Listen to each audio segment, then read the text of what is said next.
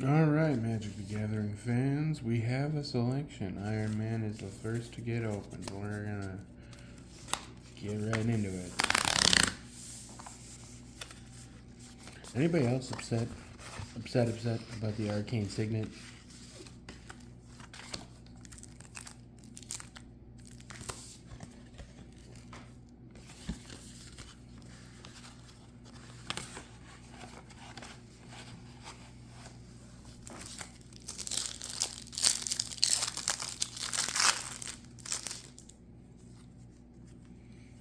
That Iron Man, probably one of the ones that I'm genuinely excited to try and build.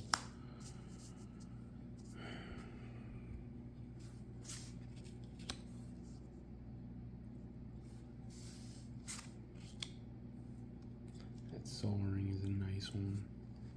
And, you know, anybody who isn't saying that that's one of the best lands in the game, well, you're incorrect. Oh, and I got the Sculpting Steel bonus card. Yeah. Alrighty.